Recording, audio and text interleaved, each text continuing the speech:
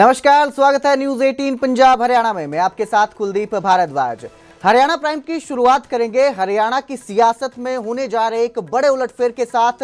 पूर्व मंत्री संपत सिंह की आज घर वापसी होगी। आज इनेलो में शामिल होंगे पूर्व मंत्री संपत सिंह। बेटे गौरव सिंह के साथ चंडीगढ़ में सदस्यता ग्रहण करेंगे। संपत सिंह ने 16 साल पहले इनेलो पार्टी छोड़ी थी, यानी कि साल 2009 में उन्होंने इनेलो को छोड़ दिया था और कांग्रेस का हाथ थामा था। 3 नवंबर को कांग्रेस अध्यक्ष को उन्होंने इसके बाद इस्तीफा भेजा। कांग्रेस अध्यक्ष राव नरेंद्र सिंह ने मनाने की कोशिश की, कांग्रेस ने नजरअंदाज किया, मंत्री नहीं बनाया, ये उनका कहना है। संपत सिंह ने ये कहा था अपने इस्तीफे में कि कांग्रेस ने उन्हें नजरअंदाज किया और उन्हें मंत्री नहीं बनाया गया। शैलजा से करीबी के चलते कांग्रेस में नाराजगी बढ़ी थी।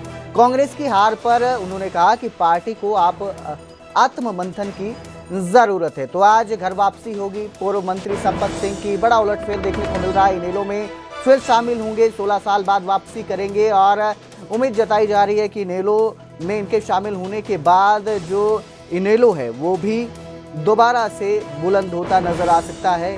16 साल के बाद घर वापसी करेंगे संपत सिंह। अपने बेटे के साथ आज इनेलो को ज्वाइन करेंगे। कांग्रेस से इस्तीफा दिया था, नाराज चल रहे थे कांग्रेस से और इस्तीफे में अपने बताया था कि मंत्री नहीं बनाया गया, उन्हें नज़रअंदाज किया गया, जिसके चलते उन्होंने कांग्रेस का साथ छोड़ दिया।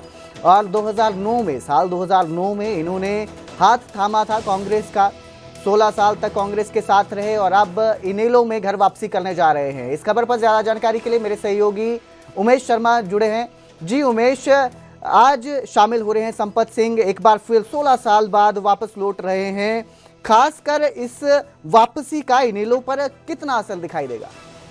देखिए, इनकी वापसी की पटकथा अगर बात करें तो ताऊ देवीलाल की जो जयंती थी, उस दिन जो रैली थी, वहां पर संपत सिंह जो है इनेलो सुप्रीमो अभय चौटाला के साथ स्टेज पर दिखाई दिए थे और तभी से कयास थे कि शायद संपत सिंह जो कांग्रेस में उपेक्षा का शिकार हो रहे हैं, ये गलियारों में चर्चा थी, वो वापस इनेलो में ज्वाइन कर सकते हैं और फाइनली अब वो वापस इनेलो आ रहे हैं। क्योंकि इनेलो की अगर बात करें, इनेलो के नेताओं की बात करें तो एक पुराना संबंध रहा है संपत सिंह का चौधरी देवीलाल के समय से लेकर, चाहे अजय चौटाला हो, अभय चौटाला हो, तो इनके एक परिवार से पुराना नाता रहा और एक दिग्गज नेताओं में शुमार रहे इनेलो के।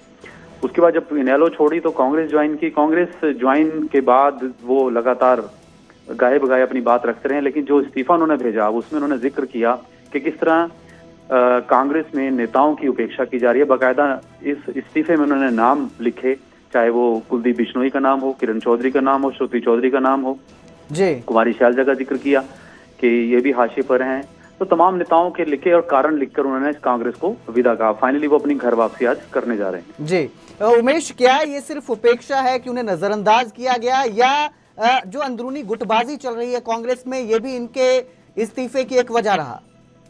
बिल्कुल, देखिए, गुटबाजी से बिल्कुल इंकार नहीं किया जा सकता और सरेआम उनके अगर इस्तीफे की बात करें तो इस्तीफा जिस तरीके से उसने साफ लिखा भी है कि कांग्रेस को आत्ममंथन की जरूरत है, कुछ चहेते नेताओं को ही सिर्फ आगे किया जाता है, कांग्रेस अपने विचार से भटक गई है। तो तमाम ये जो एलिगेशन है, बाकायदा जिस तरह से मैंने जिक्र किया कि नेताओं का नाम लिखकर उन्होंने अपना रिजाइन किया और कहीं ना कहीं कांग्रेस के जो कांग्रेस हाईकमान है और कांग्रेस के नेताओं पर उन्होंने निशाना साधते हुए रिजाइन किया था। और वापसी जो अब इनेलो की हो रही है तो निश्चित तौर पर इनेलो को भी इससे मजबूती मिलेगी। जी, बहुत बहुत शुक्रिया इस तमाम जानकारी के लिए उमेश। तो आज वापसी की जा रही है, 16 साल बाद दोबारा इनेलो का हाथ थामने वाले हैं संपत सिंह। और 2009 में इसी इनेलो को छोड़कर उन्होंने कांग्रेस का हाथ थामा था, लेकिन अब जो है नाराजगी नजर आ रही थी कांग्रेस के प्रति। इस्तीफा दिया जिसमें कई नेताओं का नाम शामिल किया गया और एक उपेक्षा भी जताई गई उन्हें मंत्री ना बनाने की, उन्हें नजरअंदाज करने की। संपत सिंह का जो सफर है वो काफी पुराना है, इनेलो के साथ काफी पुराना सफर है, काफी लंबे समय से वो इनेलो के साथ जुड़े रहे और इस सब के बाद अब एक बार फिर वो इनेलो के साथ जुड़ने जा रहे हैं। कांग्रेस का हाथ छोड़कर वो दोबारा इनेलो में शामिल होने जा रहे हैं।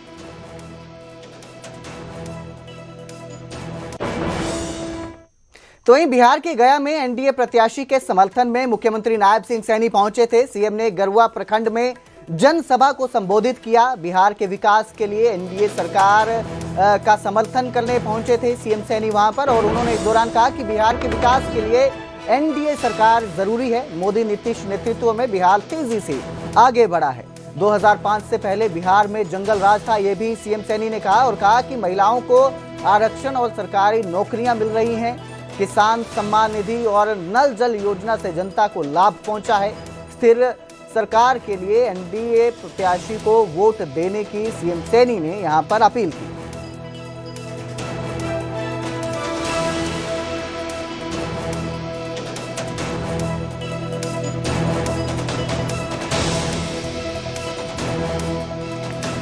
तो मुख्यमंत्री नायब सिंह सैनी बिहार चुनाव विधानसभा चुनाव के लिए प्रचार करने के लिए वहां पहुंचे थे, गया पहुंचे थे, जहां पर उन्होंने एनडीए के प्रत्याशी के समर्थन में अपील की।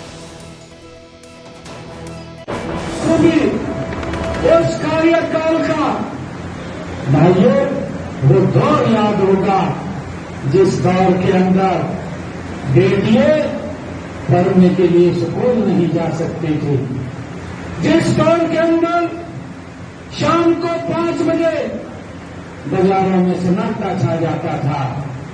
वो दौर वो इस प्रकार का दौर था, वो गुंडागर्दी का दौर था। मुझे तो हैरानी हुई है भाइयों, इस बात की हैरानी मुझे हुई है कि लालू एंड कंपनी का बेटा भाइयों बोलता है कि मैं रोजगार दूंगा हर घर में। मैं लालू एंड कंपनी के बेटे से आज पूछना चाहता हूं, गढ़वा की सरकारी के बीच में अरे अगर जब उस समय किसी बच्चे को नौकरी लगनी होती थी तो आप अगर पैसे उपलब्ध नहीं होते थे उसकी जमीन को पूरा कर देते। दिल्ली के गुरुद्वारा बंगला साहिब में मुख्यमंत्री नायब सिंह सैनी नतमस्तक हुए। मुख्यमंत्री नायब सिंह सैनी ने प्रकाश पर्व की समस्त प्रदेशवासियों को शुभकामनाएं दी। श्री गुरु नानक देव जी के आदर्शों पर चलने की अपील की। समाज में शांति और सद्भाव बढ़ाने का आह्वान किया। सेवा भावना को जीवन का आधार बनाने की भी बात कही। तो मुख्यमंत्री नायब सिंह सैनी ने प्रकाश पर्व के मौके पर सभी प्रदेशवासियों को शुभकामनाएं दी हैं। गुरु नानक देव जी के आदर्शों पर चलने की लोगों से अपील की है। समाज में शांति और सद्भाव बढ़ाने का भी आह्वान किया और इस अवसर पर सीएम नायब सिंह सैनी खुद बंगला साहिब में नतमस्तक हुए।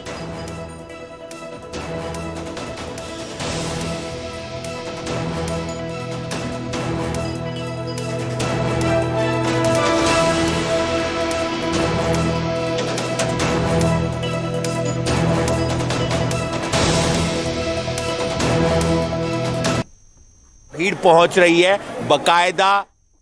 तो आज गुरु पर्व का दिन है, गुरुद्वारों में भारी भीड़ है। श्रद्धालु भक्तजन गुरुद्वारों में पहुंच रहे हैं और अरदास कर रहे हैं, माथा टेक रहे हैं। करनाल की निर्मल कुटिया को भी सजाया गया है। ये रिपोर्ट देखिए। भीड़ है वो लोगों में बांटनी चाहिए। आप देख सकते हैं गुब्बारों के साथ निर्मल कुटिया गुरुद्वारे को सजाया गया है और लगातार गुरुद्वारे में पहुंचते हुए नजर आ रहे हैं। परिवहन मंत्री अनिल विज ने अंबाला को सौगात दी है। अंबाला को 5 नई इलेक्ट्रिक बसें दी गई हैं। लोकल शहरी बस सेवा को मजबूत किया गया है। शहर और छावनी के बीच यात्रियों को इससे राहत मिलेगी। परिवहन मंत्री ने कहा कि लोकल सेवा बहाल की गई है। 25 बसें रोज शहर और गांव में चक्कर लगाएंगी। इलेक्ट्रिक बसों से अंबाला में प्रदूषण भी कम होगा। तो ये बड़ी सौगात दी है अंबाला को। परिवहन मंत्री अनिल विज ने 5 इलेक्ट्रिक एसी बसों की सौगात दी है और इसके साथ ही कहा है कि इलेक्ट्रिक बसों से अंबाला में प्रदूषण में भी कमी होगी। इसके साथ ही लोकल बस सेवा को लेकर भी उन्होंने कहा कि 25 बसें रोज जो गांव हैं, शहर हैं, उनका चक्कर लगाएंगी ताकि यात्रियों को किसी भी तरह से यात्रा करने में परेशानी ना हो। शहर आना हो या गांव आना जाना हो, उन्हें किसी तरह की दिक्कत का सामना ना करना पड़े। और इसके साथ ही 5 इलेक्ट्रिक बसों की सौगात दी है ताकि प्रदूषण में भी कटौती करने में योगदान दिया जा सके।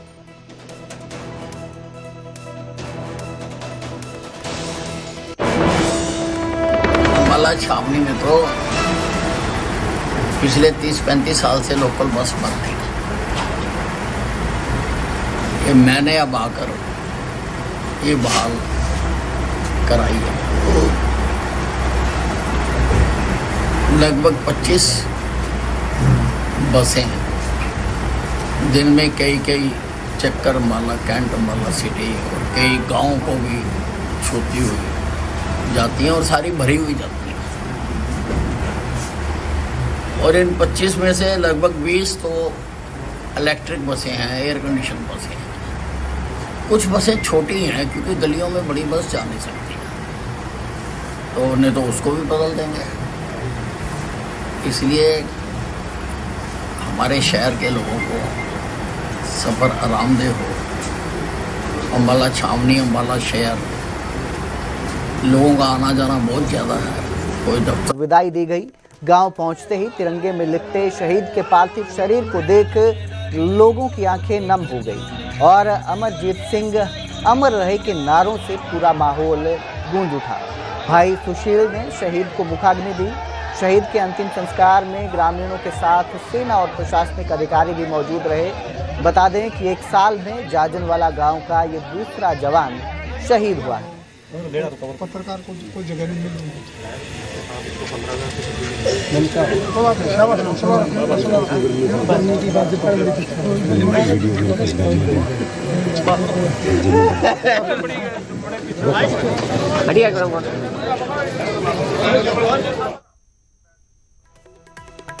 और अब जिक्र करेंगे झज्जर का, जहां पड़ोसियों का विवाद हाई कोर्ट तक जा पहुंचा। मामूली बात विवाद और मुकदमे की वजह बन गई, जिसके बाद हाईकोर्ट के आदेश पर पुलिस पहरे में एक पड़ोसी का छज्जा गिराया गया। B&R विभाग ने ये कार्रवाई की है और इसकी वीडियोग्राफी भी की गई है।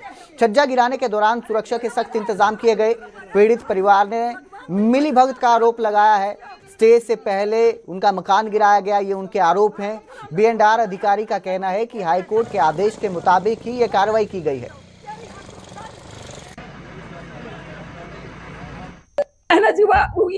गांव के गुंडे बुलवा कर और मैं बैठा दी चुपर जी ने इकल तरीके तो बात तोड़वा ली और तोड़वा के जी और फिर ने मिला तेरा छज्जा तोड़वाऊंगा मैं, जाटड़ी का बीज छज्जा शांत ही तोड़वा दूं और नहीं तोड़वाना तो मैं चूड़ी चमारी का बीज। और गली में खड़े होकर मैं जाति सूचक शब्द कहे और वो बाहर आया जाति सूचक शब्द क्या कहा और इसने ना जी हमारे छज्जा की एप्लीकेशन लगा दी। इनकी रिश्तेदार थी STM कादन, शिक्षिका कादन, पूछता जी ना हम बुलाए ना मारी ना मारते नु बताई तेरे छज्जा का नोटिस है और जी करवा के और फिर ना जी यो वकील था और यो जाकर सेशन कोर्ट में इसने एप्लीकेशन लगा दी। 2 दिन के भीतर हमारा फैसला करवा। हाई कोर्ट के आदेश पे जो इंक्रोचमेंट दिख रही है रोड पे वो रिमूव कर ज़्यादा बात लंबा टाइम हो गया। ये हाई कोर्ट के आदेश हैं, 20 तारीख तक कंप्लाइंस करनी हाई कोर्ट के ऑर्डर से, तो कोई घटना ना घटे उसके लिए हम हैं। ड्यूटी मजिस्ट्रेट है, फोर्स है और सारी सावधानियां बरत रहे हैं। फिलहाल पीड़ित परिवार गुहार लगा रहा है, इसमें हम कुछ नहीं कर सकते। हम ड्यूटी मजिस्ट्रेट हैं और हमारे साथ फोर्स, हमारा काम है जो आदेश है उनको पालना करना। भिवानी में सिंचाई मंत्री श्रुति चौधरी के काफिले का हादसा हो गया। मंत्री के काफिले की कई गाड़ियां आपस में टकराई। पीछे चल रही गाड़ी ने एस्कॉर्ट वाहन को टक्कर मारी। एस्कॉर्ट गाड़ी श्रुति चौधरी की कार से जा टकराई। मंत्री श्रुति चौधरी की सरकारी गाड़ी को पीछे से टक्कर लगी है। हादसे में श्रुति चौधरी पूरी तरह सुरक्षित हैं। तो शाम हल्के के गांव के दौरे पर मंत्री थी, इस दौरान ये हादसा हुआ। लोहानी से शिमली जाते वक्त ये हादसा हुआ जब मंत्री के काफिले की गाड़ियां टकरा गई।